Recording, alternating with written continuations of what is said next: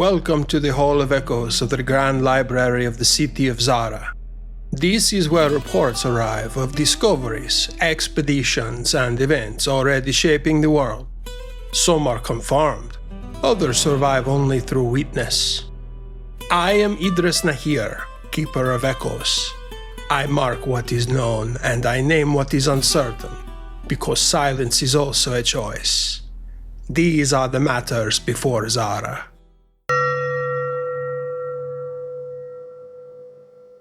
I know these past few weeks have been nothing shy of stressful for all citizens in Zahra. I understand you're all eager to uncover the truth of the Morvacki blockades, and I assure you I will get to that.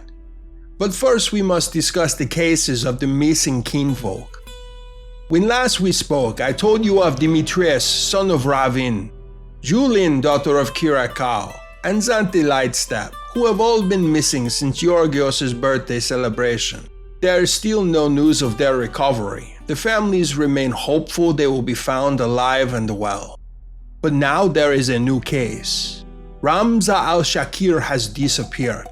Ramza is the daughter of Ba'asim al-Shakir, a notorious landowner within the city. She is a member of the Royal Society of Zahra, and has been using the tools available to her there to study cosmology to better understand our world. She was last seen walking the halls of the Orrery of Insight, wrapped in her studies. She was left alone in the library for hours, as she would often find herself. When she was due to return home, Basim found her nowhere. He sent staff to retrieve her from the library, only to find her books stacked on the table, with no trace of where she might have vanished. Investigators have been searching high and low in the city for her. Since the news of her case broke, the other missing individuals have been neglected in favor of finding her. It's my understanding that ransom is suspected. Authorities are waiting for confirmation, but have not received any in the 5 days she has been gone. With no information being gained yet, Basim has hired his own army of mercenaries to uncover what they can. There is also a generous bounty for information regarding her whereabouts. If you know anything, the al-Shakir family urges you to come forward. Now, we turn our attention to the blockades. Rumors of an impending war with Morvacki have been heard throughout the walls of our city.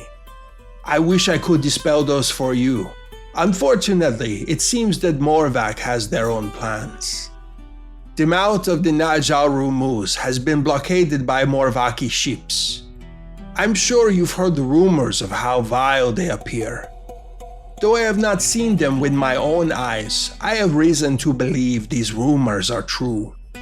The ships themselves are arcane beings of flesh and wood, created by forbidden grammaturgy. Though the arcana being used to do this seems unknown and terrifying, I would like to know more. But then again, I am nothing if not curious. Alongside me is the Ruad al-Majur. They are offering a handsome reward to anyone who can bring them Morvacki artifacts to study. Back home within Zahra, the Storm Shapers have been stressing over lack of production. Without new tin being brought up the river, bronze work for weapons and armor, among other things, has come to a standstill. Now the Dwarven Labor Union is worrying about employment stability. There are likely to be temporary dismissals until work can resume. It is my understanding that the Dwarven Labor Union has turned to selling secrets to make ends meet. The Horde Keepers have been keeping their coffers quite full in exchange for some very tantalizing details about their employers' lives. I'm sure the Storm Shapers are stressing even more about that. Perhaps in the future, they will be a little more discreet with their more private affairs. But the river being blocked is an unfortunate turn of events, that is for certain. It poses a threat to our lives here in the city. We will not have access to tin that we need for bronze. Food supplies might dwindle. Kinfolk are already panicking as they run through the markets trying to obtain anything they can for their families. The Hallowed have been helping anyone they can, so if you are in desperate need of aid, you might seek them out. While this river blockade could signal an impending war, I am hopeful that it won't come to that. Bloodshed will not see the walls of this city if any of our great peoples have their say in it. We might have our differences, and goals and motives that don't align, but if there is one thing we can all agree on, it's that Zahra will not be marred by war. Not if we can help it. The Circle of 1,000 Treads has enlisted the aid of their elite group of Timagorists, the Crimson Chord. They're on their way to the city of Rumara at the mouth of the river right now with their sacrificial animals in tow. Though we might not think of the Circle as fierce warriors, the Crimson Chord can manifest and command powerful spirits that can turn the tides of any battle. The Dar al-Nar's shrieking eels have sailed down the river to attack Morvacki vessels. The river wardens have not had to use this elite group of fighters for quite some time, but they have informed me that the eels will be using their underwater breeding tools to perform targeted raids against the vessels to weaken them. Hopefully, these will open up the mouth of the river once again for trade. Of course, nobody is as interested in trade on the river as the Dar al-Nar, so we should be in good hands. The Illuminated Petal has sent many of their members to Rumara. While they might not be the most skilled fighters, they're using the power of music and words to inspire their ranks. At the same time, many of them are war historians who have been offering sage advice to captains and mercenaries alike. With their knowledge of past wars, we can hope to avoid making some of the same follies we have in the past. The Gardeners of Mycelial Memory have been dispatched to witness the scene. They will be watching everything, unblinking and unfazed, to remember every action and every tragedy of this conflict. Both sides of the battle will leave them unharmed, as is tradition. I know that every kinfolk is afraid, but this last bit of news is perhaps the most exciting. It's something that will give us enough hope that this will end soon. The Hammerbound have, after much debate, decided to invoke the Hammerfall. Hundreds of their forces are currently en route to Rumara, and with their aid, the Morvacki will either flee or die. With all hope, this will be over soon, so I implore you, do not panic. Do not do anything irrational for the time being and have patience. It is only with that we will survive this. Now, without further ado, I have an expedition to account. Well, I must use the term expedition loosely with this one, as it is not traditional by any means. These journals have been brought to the Grand Library by the Adder's Hand. They detail a group of pirates who were enlisted to steal a precious artifact from a wealthy patriarch of Rumara and return it to Zahra. It is an incredible tale of betrayal, excitement, and subversion that I thoroughly enjoy reading every detail about. The artifact thereafter is the Atlas Engine. Much is unknown about it, and I should like to get my hands on it to attempt to uncover more myself. Now I shall begin reading the journals of all parties involved in the recovery of the Atlas Engine.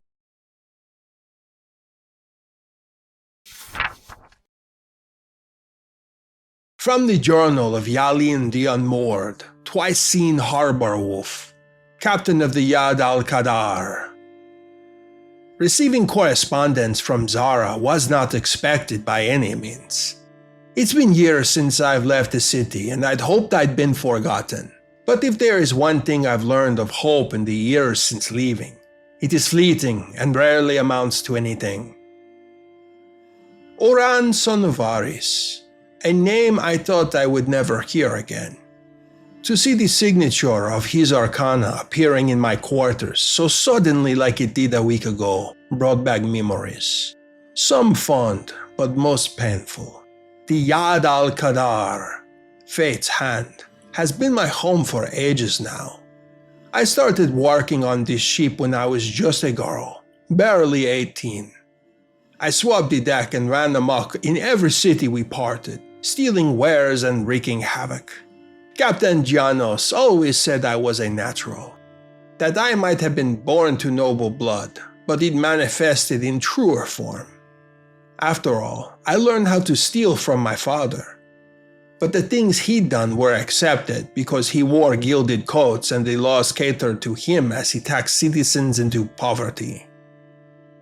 When Janos had to choose a successor, he said I was an easy choice. I've worn that with pride ever since I stepped into leadership on the Fate's Hand. Oran, son of Aras, once a friend, now a turncoat. The sun had just crested over the Mazkasa Sea. Bright orange and pink colors glittered over the blue, and it promised to be a fine morning. I was in my quarters getting ready to complete my daily inspection of the vessel.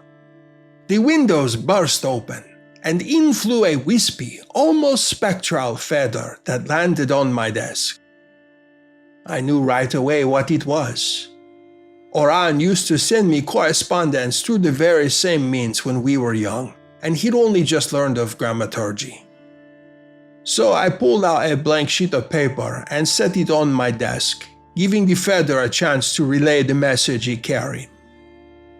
In the years since I left the city, Oran has ingratiated himself with the Royal Society of Zahra.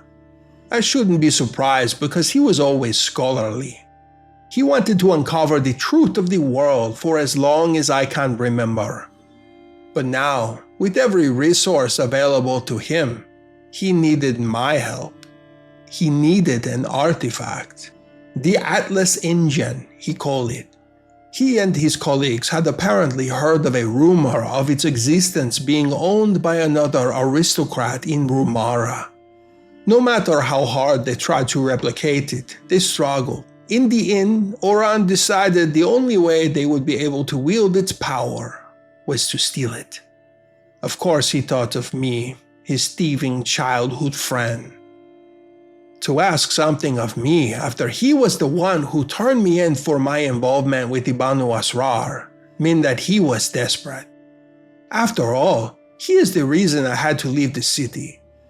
My entire life, every relationship and connection I built was ripped from my grasp. I suppose I should thank him now. I found my true self aboard the old wooden planks of this ship.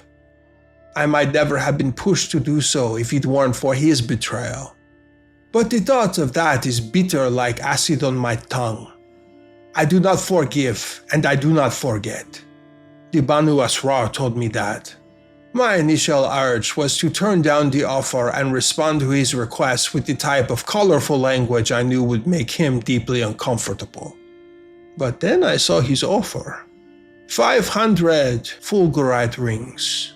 It would be quite a handsome payout.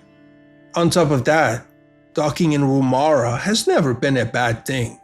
The city is bustling and there's always kinfolk there willing to cut a deal. Venturing into the city could prove to be incredibly fruitful for myself and the crew. I pondered only for a short time before I sent a response accepting the offer. What I did not anticipate was the journey we would have to take to get to the city.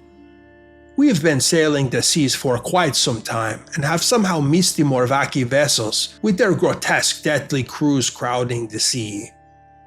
If I would have known what I stood to lose at the beginning, I would have trusted my instinct and turned the offer down.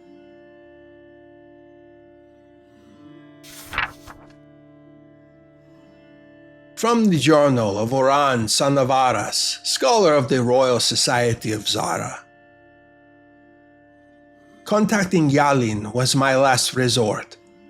When I told the other counselors of the Royal Society of my intention, they laughed at me, quite literally in my face. Not only is working with thieves frowned upon in every regard, but working with Yalin the Unmoored is even more so. She was once trusted among these kinfolk. Many of them considered her a friend, a confidant, and she used her connection with them to take advantage and help the petty thieves of the Banu Asrar break into their coffers. She burned many bridges in Zahra, but that being said, there's hardly a day that's gone by where I have not thought of her. She was my first and the dearest friend. We grew up together. We were each other's solace during the countless noble dinners and galas we were forced to attend.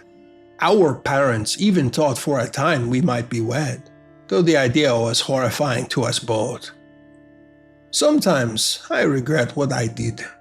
I did not have to tell my father about her actions.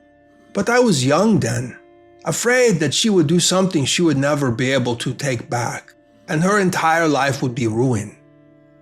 She was so devoted to the Banu Asrar that she could not see clearly the things they asked of her. I shudder to think of the crimes she did not write about, the ones she never told a soul she committed. In my own way, I thought I was helping. I knew that she would hate me, but if I could spare her from being arrested and tried, leaving in the city completely shamed, it was worth it. She fled the city afterward, and I had not heard from her since. I would be lying to myself if I said that I was relieved by that. To this day, whenever a letter is brought to me, I hold a space of hope in my chest that I might see her name scratched into the parchment. But the Atlas Injan is important. The others of the Royal Society don't know that I have actually reached out to Yalin. They have succumbed to the idea that we will never have our hands on it. I cannot accept that the way they do. The artifact is incredible. Made hundreds of years ago to map the ever-changing cosmos above, to give us an idea of the battle waging in the heavens between the old gods and the new. It could be a way for us to uncover a way to fix our world. Right now, Zahra is a refuge against the constant unraveling, but it will come for us in time. We are not protected against the infection spreading into our lands from Mirelia. The others act as if we are, as if Zahra is impenetrable and will always remain a sentinel of safety in Aporia. I say that is ignorance.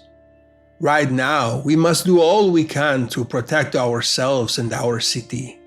To do that, we need the Atlas Injan.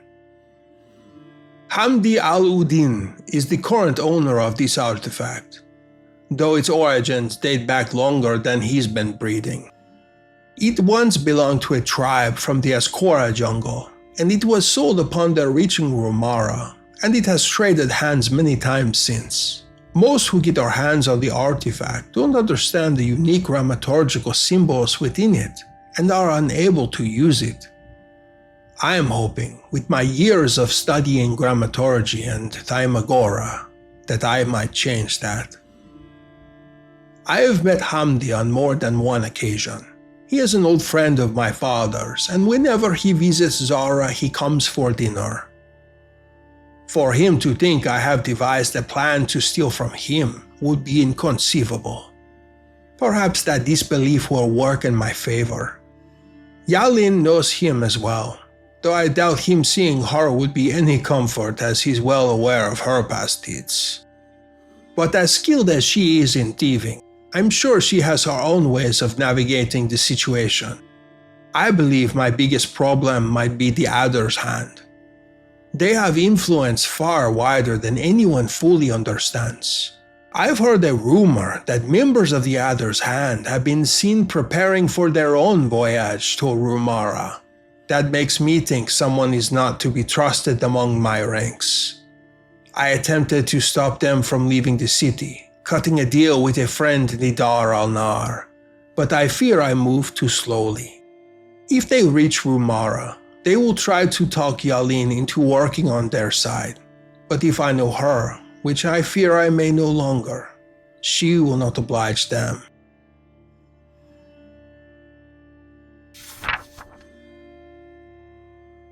From the Journal of Marius, Ferryman of Ruin, Navigator of the Fate's Hand.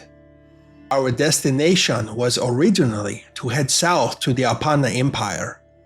We sailed toward the continent many times during the year. Aside from intercepting the occasional shipment of tin to sell on our own, there are many goods that we can bring and sell throughout Aporia. Journeying to Apana is always exciting. The crew's spirits were high, and all of us spoke of the food and revelry we would take part in once we reached the city of Neruva. So when we were told we would be turning around and heading back to Rumara, we were all confused. Disappointment settled over us all, but not one kinfolk had the gall to question Captain Yalin. Nico was the only one who spoke with her in private. Even though her decision was final, and it almost seemed like she was working against our best interests, there wasn't even a murmur of mutiny. Of course there would not be, as she is an incredible captain. Many of us, including myself, have worked aboard other vessels and have never felt so at home before. When Nico returned to us and told us the captain needed to head back to Rumara for a personal favor, we did not think to ask more. After all, it is her ship. She is our leader and we are her crew. Though it was disappointing to discover we would not be heading to the city of Neruva, there is always excitement about Rumara. We began sailing back. Captain Yalin helped me to navigate back towards Rumara as we discussed our route towards the city. Everything seemed normal for the first day of the journey. The clouds were clear and the waters choppy, yet manageable. Spirits were high as we all made our plans for what we would do once we ported. Then the darkness fell overhead.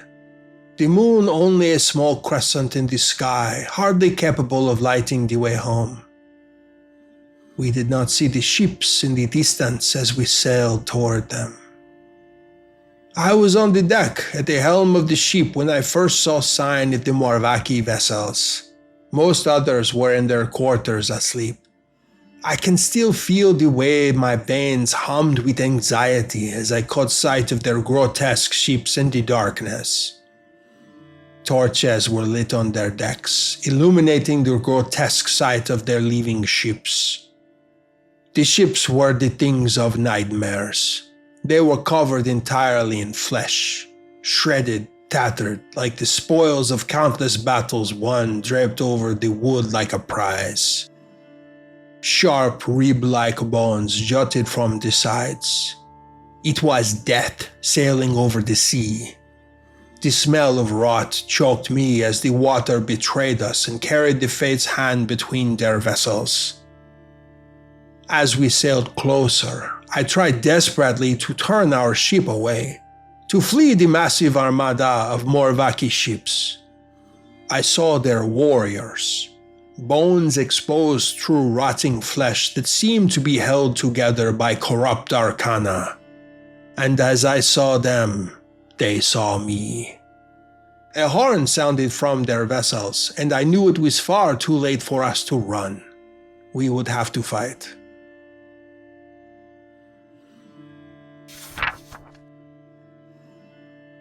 From the journal of Nico, Keeper of Bitter Waters, boatswain of the Fate's Hand.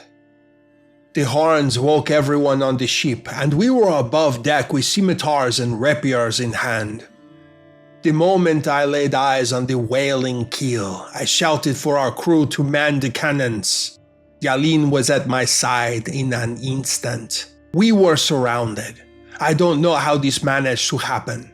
I could feel the anger roiling through me at the mishap that could potentially kill us all. The Morvacki warmongers are not known for their kindness. Most kinfolk do not live to tell the tales of their encounters with the wailing keel.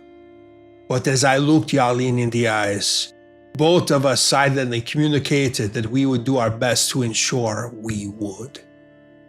Even though it seemed an impossible battle, we would not go down without a fight.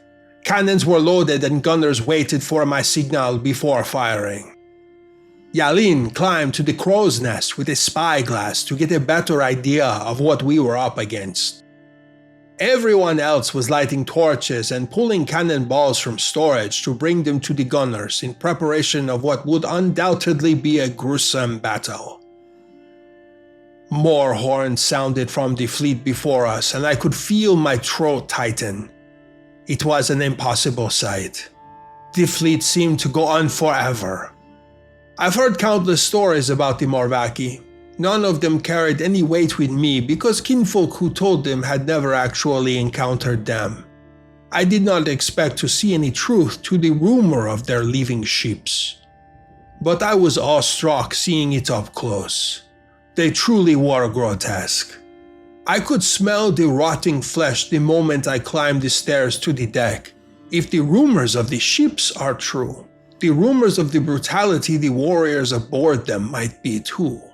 So we were on the offensive. I shouted for the cannons to fire, and all at once 10 cannons went off, aimed at the nearest ship. The sound they made as they sank into the side was not a crash or an explosion like we would normally hear.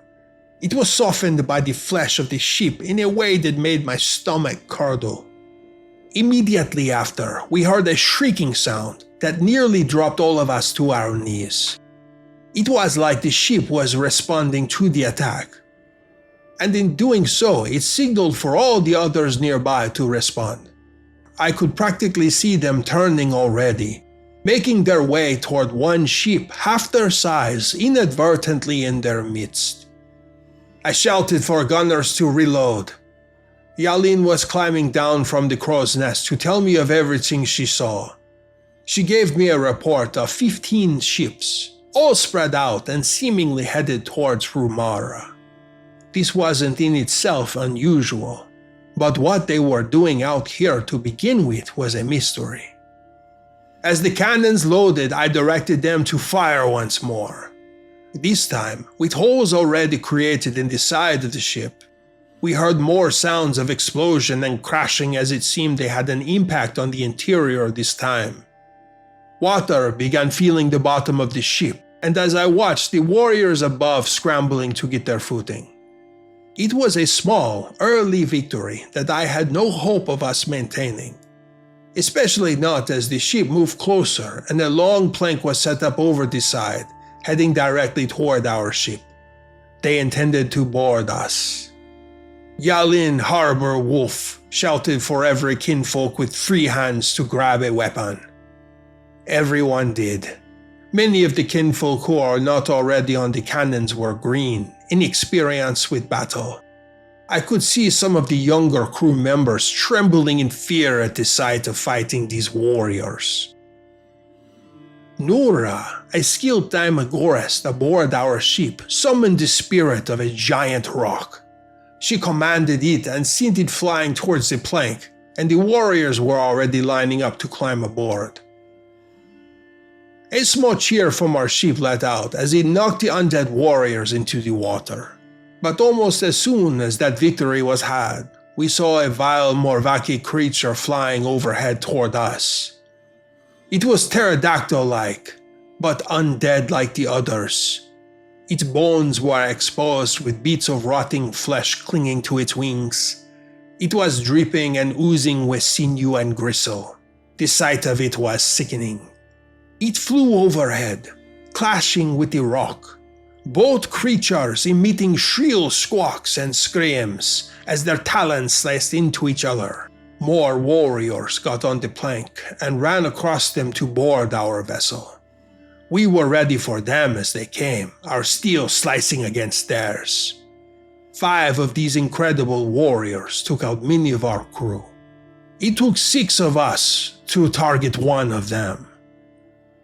By the time their final warrior was slain, we had lost 13 of ours.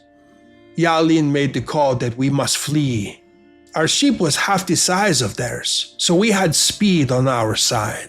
So we concentrated our efforts on lightening the load as much as possible. Every possible hand was tossing goods overboard alongside the bodies of the warriors.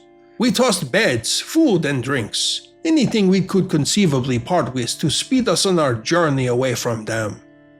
Marius, ferryman of ruin, was at the helm, turning the ship quickly as we tried to catch the wind. All of us worked in unison, like one hive mind collective with a common goal. Eventually, we turned around and we could see the Morvacki ships attempting to follow. But we pulled away quickly from them. We were sailing toward Rumara with no intention of slowing down. I made my way to the crow's nest with Yalin, and we kept our eyes out for any more signs of the vessels as we fled the battle. Below us, the rest of our crew dealt with the bodies of those we've lost. We do not know if that was the only fleet of whaling keel on the waters. We can only hope we will not encounter them again. We won't survive another fight against them.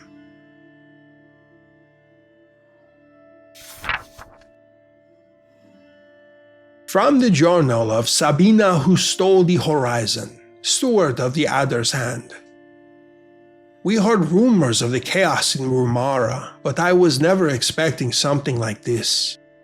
The entire city is in a panic. The Morvacki vessels have completely blocked the river. Warriors have not left their ships and invaded the city, which is somewhat of a relief. But it is unknown whether or not that is their plan.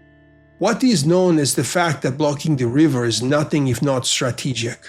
The river is the lifeblood of Zahra. Without access to the goods that are shipped along it, Zahra will be completely cut off from the rest of the world. The entire city relies on the river for transporting goods. This does not inspire hope for Zahra and Morvacki relations. But then again, the Morvacki have never been ones to work well with others. Kinfolk are looking to flee Rumara right now, so that made establishing my safe house here quite easy. I was able to give a family a portion of fulgurite shards to help them in exchange for using their home. This expedition that Oran has created, if we can call it that, should be arriving any day, if that is they have not been killed before reaching the city. The expedition of the Glyph Breakers is a group of thieves. Of course I've heard of Yalin twice-seen harbor wolf, once a noble's daughter in the city, now a thief and exile. Why did she agree to work with Oran? I'm hoping there is a chance I can convince her to work with me instead. After all, my fulgurite is as good as theirs. The Atlas InGen has been an artifact the Adder's Hand has been looking for quite some time. Its full capabilities are relatively unknown, which means that many kinfolk are quite intrigued with it. It seems that Oran is under the impression it can help him understand the unraveling, possibly predicting places that could fall victim to it. If that is the truth, then maybe it could be useful, but it was made by the Moradi tribe for their own use. I'm sure it has many other capabilities that we are not aware of, and I believe that it belongs in their hands once again to be used for their purposes. It's not their fault they fall victim to the unraveling. They were taken advantage of when they sought refuge in Rumara, and their artifact was purchased from them far cheaper than it should have been. If I have my way, it will be back in their hands. Now all I need to do is wait for Yalin to come to the city, and hopefully I can talk some sense into her.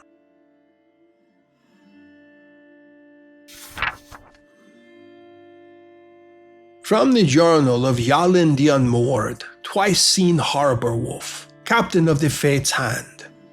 We almost did not think we would make it to the city. Escaping the fleet in the water was dangerous enough, but we managed. After some time, we put them behind us completely, and they were out of sight.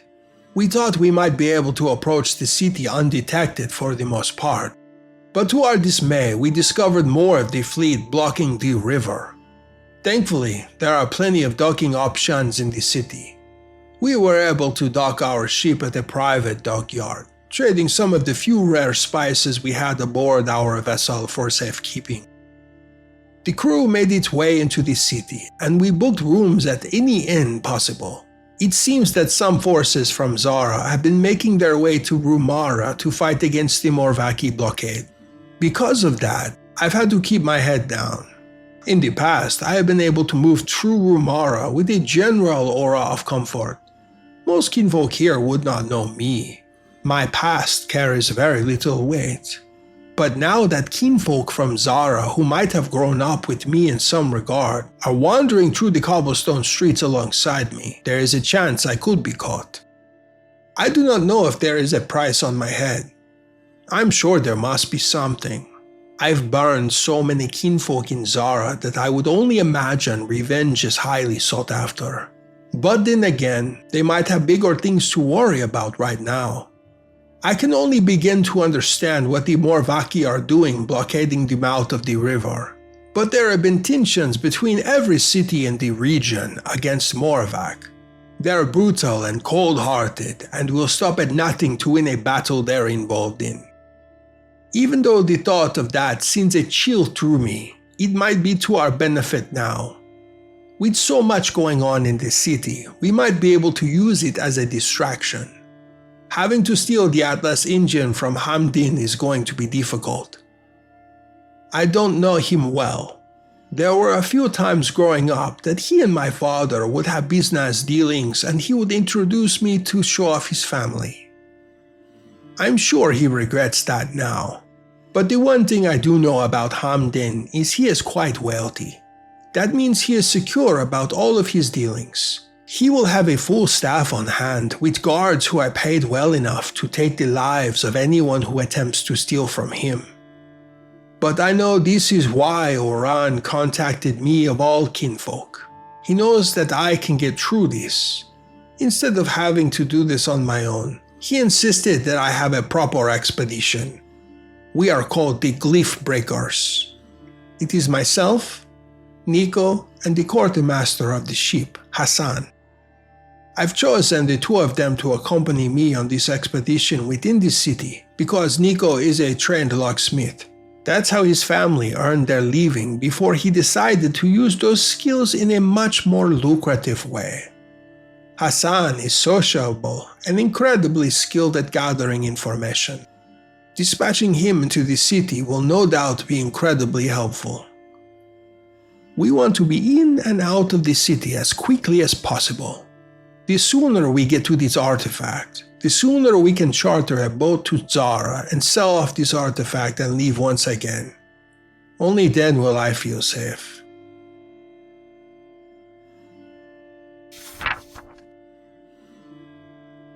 Journal of Hassan, the Sea's ungrateful child, quartermaster of the Fate's Hand. Finding information about Hamdin was far easier than I thought. Not only is he very well known throughout the city, but he is not highly regarded. It seems almost anyone is willing to sell information about him for a few Fulgurite shards.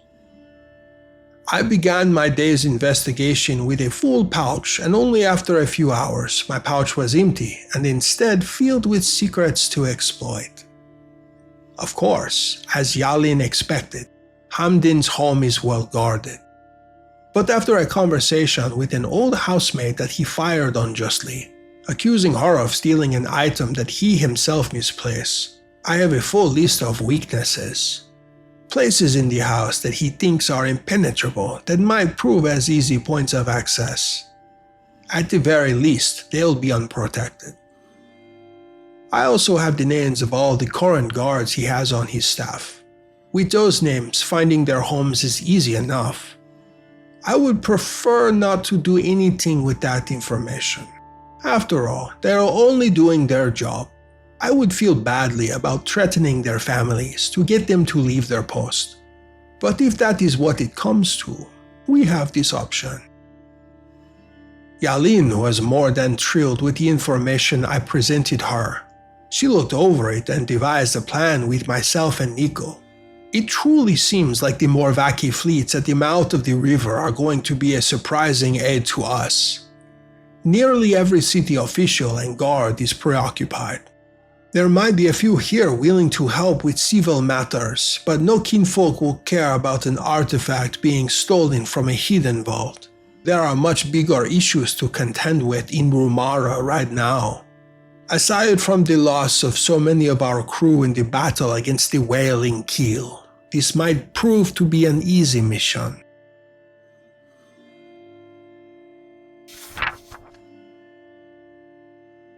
From the journal of Sabina who stole the horizon, steward of the Adder's Hand. I've traveled throughout the entire city in search of Yalin the Unmoored. I was beginning to give up hope that I would spot her anywhere. It has been many years since she fled the city and I've seen her. But the moment I saw her face, partially covered by the hood of her cloak, I recognized her. When I approached her, she looked about ready to strike me down. She was quick about grabbing the knife at her belt, and for a moment I feared for my life. I was quickly reminded that I was trying to work with a thief and a killer, a kinfolk who has made their living over the past 10 years as a pirate. I explained to her who I was, and she laughed in my face. She told me she had no interest in doing charity work. After showing her the fulgurite shards I was offering, she realized I wasn't asking for charity. We went to a tavern together, and I ordered for both of us as we sat down to talk. She was curious about how I knew what she was looking for, and I told her the truth. We had many allies in different peoples of the city, the Royal Society included. When Oran went to some of the counselors and suggested using her to pilfer the artifact, they were so tickled by the suggestion that they shared the information willingly in jest. Knowing Oran, we did not think he would give up so easily. Luckily, that was right. Yalin wanted to know why she should consider working with me over Oran, and it was an easy answer. I've never stabbed her in the back. It wasn't mine or the Adder's Hand's fault that she was exiled from the city. We are not in line with the law. The Adder's Hand is dedicated to doing what we have to do to obtain artifacts that have been stolen from others. If that means breaking the law, then so be it. Yalin is a very skilled pirate and thief, and her insight is unbelievable. She watched me as I spoke with a scrutiny I could feel on my skin. I knew that I would have to be convincing, that she would have to believe every single word that left my lips. So I told her the truth. Oran betrayed her once before, and there would be nothing to stop him from doing it again. I told her of the bounty on her head. She did not seem surprised to hear that. It might have been stretching the truth a little bit, but I implied that Oran might be more than willing to turn her in after he gets what he wants. It seems her view of him is already low enough that she was willing to believe anything in that regard. The fulgurite I could offer her was much less than what Oran did. My people is not as flush with fulgurite shards as the Royal Society or aristocrats like Oran. However, she could take my fulgurite and leave the city much faster and get back to her ship than if she would have to go all the way back to Zahra and give the artifact to someone she should not be able to trust. I could see in her eyes that she was weighing the offer. She understands the importance of leaving the city sooner with the threat of Morvacki invasion looming over Rumara's head. I also informed her of all the forces coming from Zahra to help defend. The risk of her being caught by any of them is quite high. She told me she would consider it, and that's all I could truly ask for. But if I read the situation correctly, it seems as though she might be more inclined to work with me than I initially thought.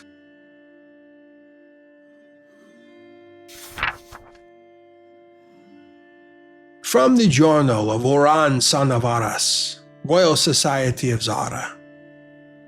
With it clear the Adder's Hand is in Rumara, no doubt going to intercept the deal I've made with Yalin. I've been scrambling to figure out who to contact there. I had to call in just about every favor I could think of to get in touch with Sabina who stole the horizon. I used Thymagora to send her a feather, just like I did with Yalin. At my request, I asked her to reconsider working against me. I know that her people is not particularly well funded, and I have more than enough fulgurite to make a sizable donation.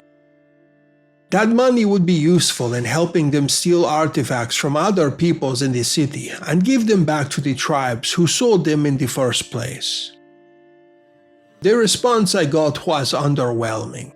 Sabina was interested in working with me to bring the expedition back to Zahra safely, but at considerable cost. I sent correspondence to Yalin before the Morvacki blockade, and before practically every kinfolk in Zahra had decided to sail to Rumara to defend our lands. There's no conceivable way that Yalin sails back to Zahra unnoticed. At least, not without help. Unfortunately, Sabina is only willing to help if I relinquish every artifact that the Royal Society has within its vaults. That is not possible by any means. These artifacts aren't being held just for fun, which is not something the Other's Hand seems to understand. They're artifacts that we are using to understand the world, to potentially fix everything that is broken. The only agreement I could come up with is potentially relinquishing a few artifacts that are of less importance. Items that we have studied all we can and don't seem to have any significant impact on our studies. The Atlas engine is going to be invaluable to us at this point. If we have to spare a few useless artifacts from our collection to obtain this one, it seems a useful trade. I sent her a response and have yet to hear back from her. With each passing second, I feel that reaching out to Yalin was a bigger mistake. I should have listened to the counselors and not done any of this. If Sabina has her way and this artifact goes back to the hands of the tribe it originates from, it will be much harder to track down as it could be sold to anyone else once again. She does not fully understand how badly we need this. I hope that Yalin holds to our deal, but I'm well aware there is nothing holding her to it.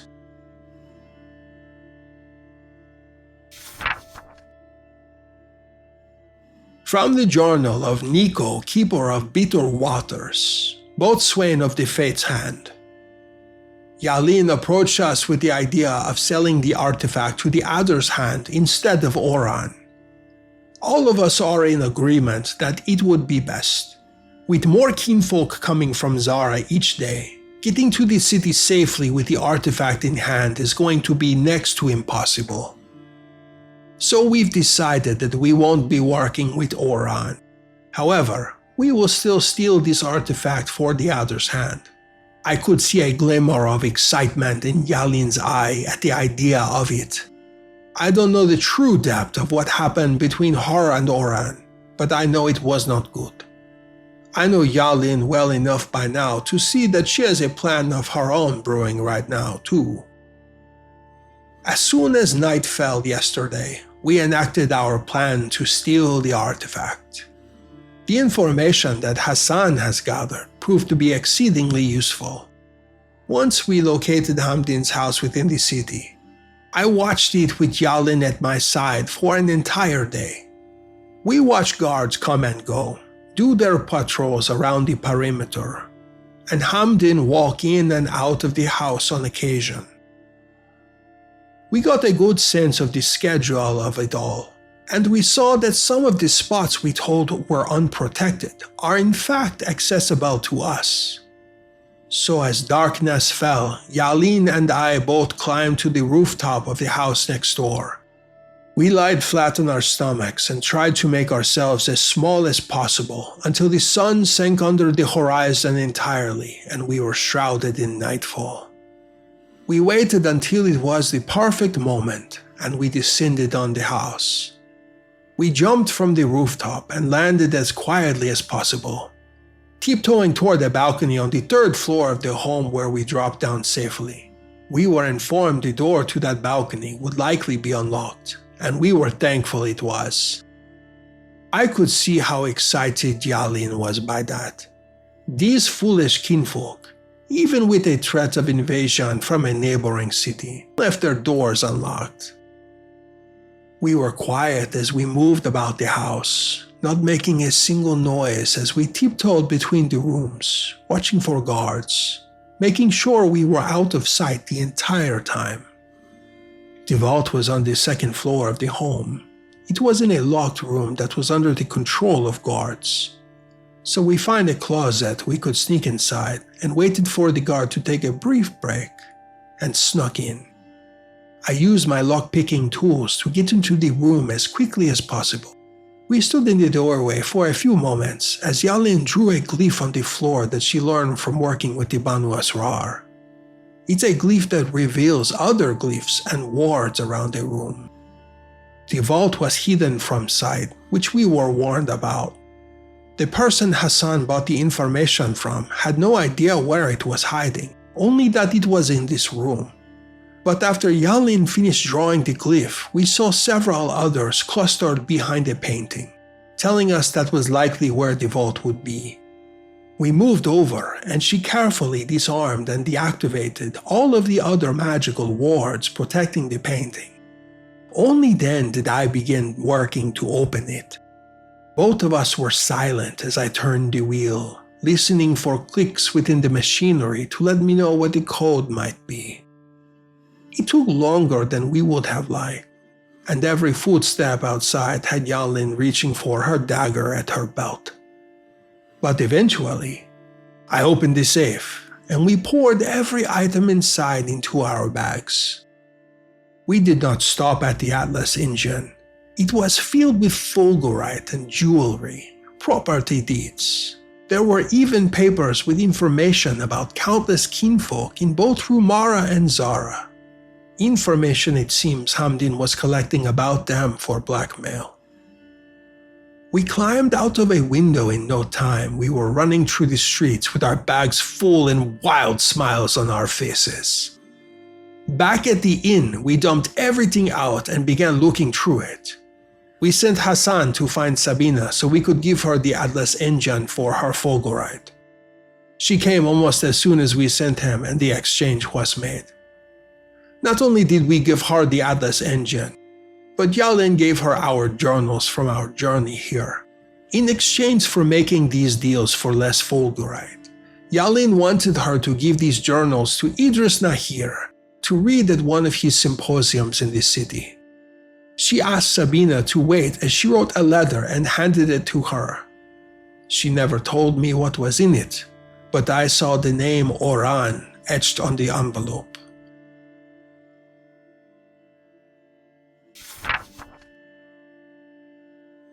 Letter to Oran, son of Aras, from Yalin the unmoored, twice-seen harbor wolf.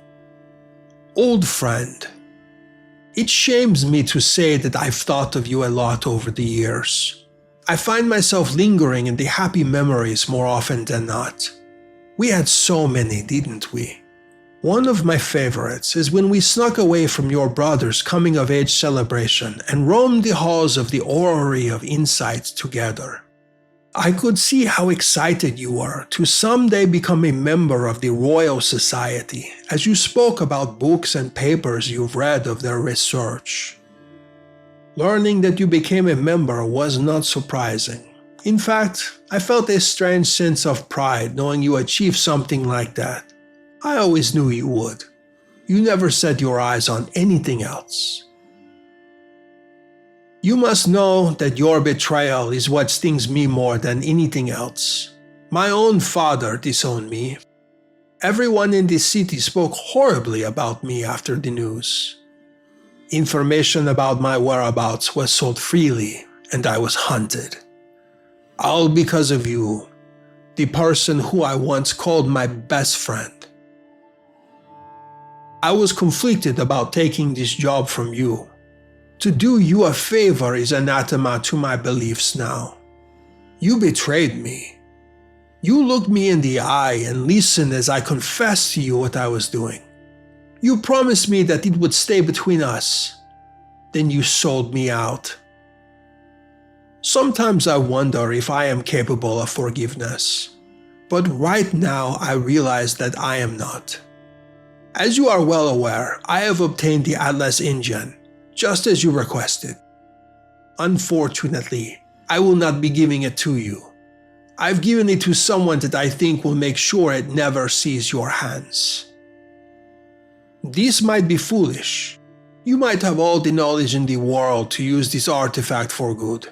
But I can't bring myself to help you when you've taken everything from me.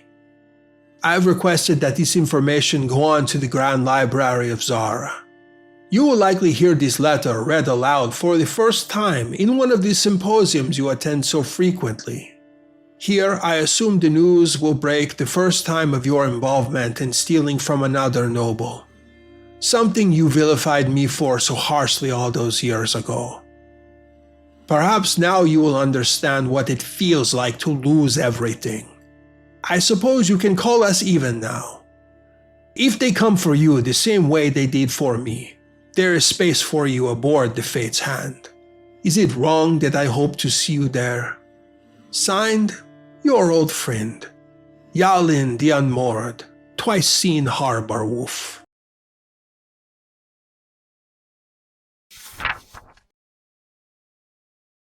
And there you have it. It's an exciting story, is it not? I'm sure you all remember the rumors of the Cirril family after Yalin was exiled. And right now, there is quite a bit of murmuring throughout the room as we all search for the subject of the letter. But I think these documents detail an intriguing story of forgiveness. What is forgiveness? How does one go about achieving it when they've been wronged so deeply? I, for one, do not believe you need to get even to forgive. To stoop to another's level does not mean past deeds are righted. One betrayal does not beget another. For now, the stress is still around us all regarding the Morvacki invasion. I do hope you all take care of yourselves. Please, do not panic and stress yourselves more than you need to. I've told you of all the forces heading to Ramara to fend them off, and we can rest assured Zahra will remain safe. Until next times, my friends, take care of yourself.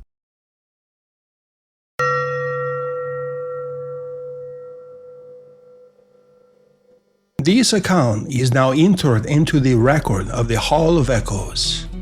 Some of what you have heard tonight is confirmed. Some remains disputed. All of it has been preserved because silence too alters the future. Yet what reaches the Hall of Echoes is only part of the story. Beyond these public accounts, private conversations continue among those who keep watch over Zahra's future. Those who wish to step beyond the gallery may join these conversations through the library's public ledger at patreon.com/Echoes of Aporia. Choose your place among Zahra's many peoples. Hear what the public is not meant to hear. Take part in the conversations that shape which stories endure and which are forgotten. Notes from these symposiums and information about our world can be found in the realms of Instagram, Facebook, and Blue Sky. And if this account proves worth remembering, carry it with you. Share it with others. Repeat it faithfully where knowledge is needed. The hall exists so that truth may travel further than silence. I am Idris Nahir, Keeper of Echoes for the Library of Zahra. No return, no great stay, no new homes where third sides play, no great heroes, no last stand. Leave the place, take who you can. First you watch and second you go. Third you never choose to know. The world warns soft before it screams. It eats the bold who miss the seams. Those who listen live and tell songs of places that fell to hell.